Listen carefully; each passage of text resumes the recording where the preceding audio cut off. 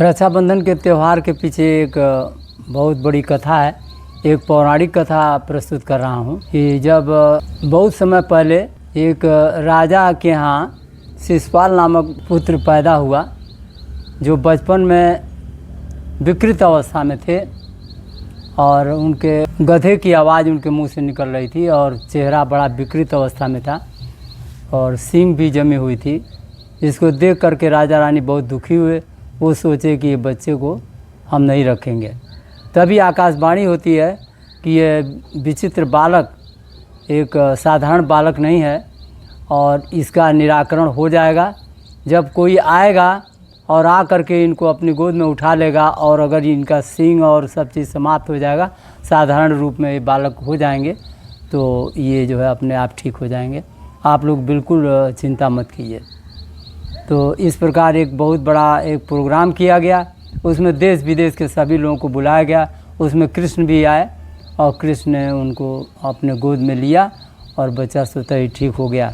हालांकि आकाशवाणी में एक और बात बताई गई थी कि जो भी इसको ठीक करेगा उसी के हाथों ये मारा भी जाएगा। तो वो जो उनकी माता जी थी वो बार बार जो है कृष्ण को देख करके बहुत दुखी हो रही थी और कह रही थी, प्रभु आप जो है हमारे बच्चे को मारिएगा मत।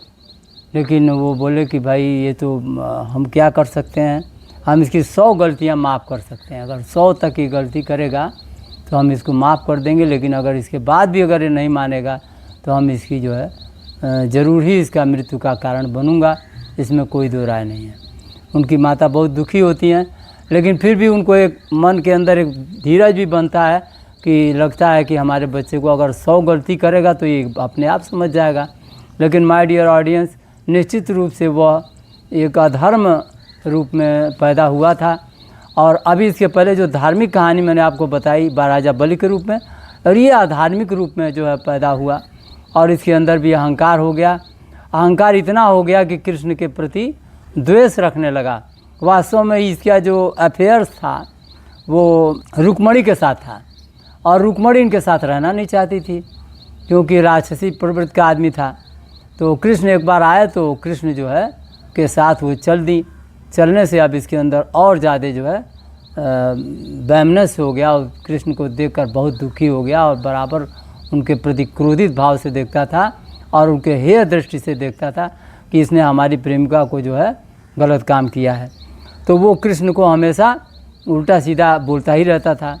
भगवान ने कहा ठीक है, तुम्हारे हम 100 जो है 100 माफ़ कर देंगे, 99 तक माफ़ कर देंगे, 100वां माफ़ नहीं करेंगे। 100 के बाद जो गलती करोगे उसके बाद तुम्हारा जीवन लीला समाप्त हो जाएगा।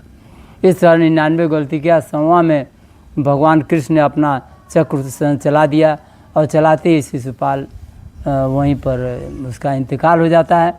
और इस काम को करने में भगवान का जो उंगली है, उंगली कट जाती है और कटने से ब्लड का रक्त प्रवाह होता है।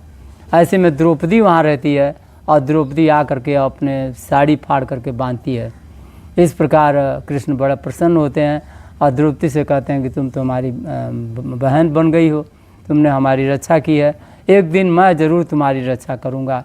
और इसी प्रकार माय डियर ऑडियंस, भाई बहन का रिश्ता इतना बड़ा होता है कि जब दुशासन ने द्रुत कीड़ा में युधिष्ठिर को हरा दिया और हराने के बाद युधिष्ठिर ने द्रौपदी को भी उसी दांव में लगा दिया जिसमें वो खेल रहा था जुआ, और जुआ में वो हार भी गया। क्योंकि जो शकुनी था वो इस खेल में बहुत पारंगत था और इस पारंगत के कारण उसने जो है हरा दिया। हराने के बाद द्रौपदी चूँकि निश्चित रूप से हार चुके थे युधिष्ठिर, इसीलिए उसके प्रति कोई उन्होंने विरोध प्रकट नहीं किया। और दुशासन जो बहुत ही गलत विचार का था वो साड़ी खींचना शुरू कर दिया।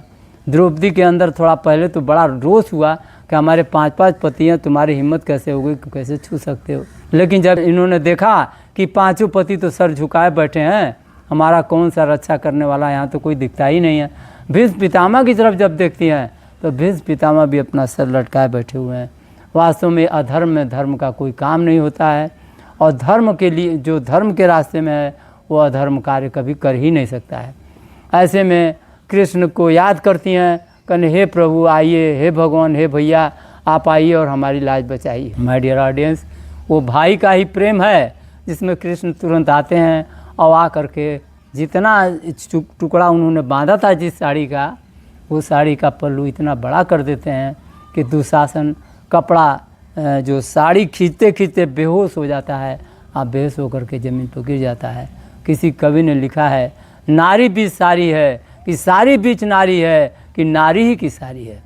इस तरीके से बेहोश होकर गिरते ही और बहन और भाई का प्रेम कंप्लीट होता है।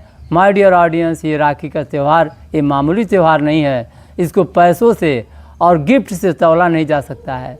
ये एक हार्ट का त्यौहार है और ये एक भाईचारा और प्रेम का त्यौहार है। इसको आप लोग सहर्ष मनाएं।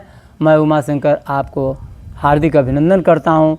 माताओं और बहनों का भी जो लोग इस त्यौहार को मना रहे हैं, और उन भाइयों का भी जो अपनी बहन के लिए अपने आप को सर्वस्व न्यौछावर करने का व्रत लेते हैं।